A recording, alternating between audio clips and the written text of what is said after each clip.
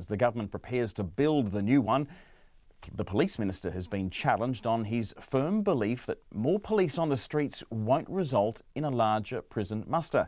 Under its coalition deal with New Zealand First, of course, Labor pledged to boost the number of sworn officers by 1,800 over 3 years. But National has questioned how the government will deal with the inevitable increase in people being locked away. Here's our political editor, Jane Patterson.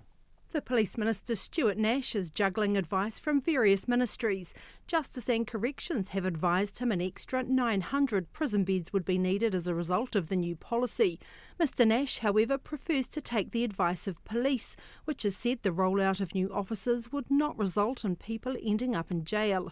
National's Chris Bishop asked him at a select committee how he deals with conflicting advice. Your own paper says, this is your paper, you know, your name. Can I have a look at that office. paper? Your paper says that the official advice from Justice and Corrections is up to 900 new prison beds. And You're just ignoring that? No, I don't ignore it at all. Or do you not read it?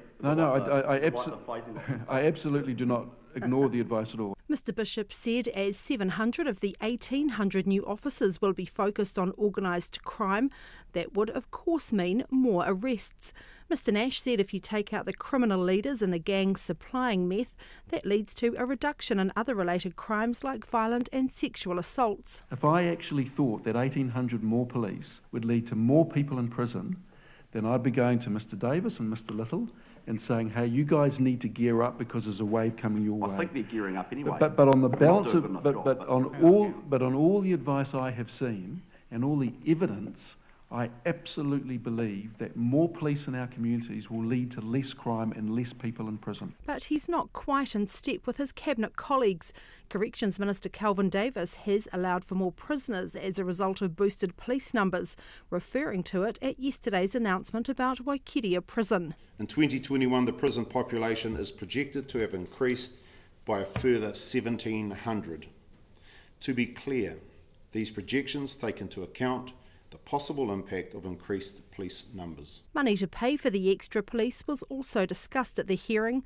Mr Nash says the total cost of the extra police is about $515 million, but he's had to make do with the nearly $300 million allocated in the 2018 budget. Chris Bishop asked him whether that jeopardises the policy. So you'll be going back next year for the balance between 298.8 and 515. I'll be going back to get enough money to train police for the next financial year, and then I'll be going back in 2019 to get money to train for the following financial year. So you're just going to have to keep going cap in hand every year. That's how the budget process works. Mr Nash could not make a rock-solid promise. There is a budget negotiation process which will start in 3 or 4 months, and there'll be another budget in May 2019. But what I can assure you is that we will deliver, or we will strive to deliver, on our promise of delivering 1,800 more police. Chris Bishop also asked why a specific target for police to respond to nearly all home burglaries has been dropped. Mr Nash says as Minister he has 2 targets for the police. The first, that police have 90% public trust and confidence levels, and that officers are well enough equipped to do their job. But he says the police themselves still have a large range of operational targets. From Parliament for Checkpoint, Jane Patterson.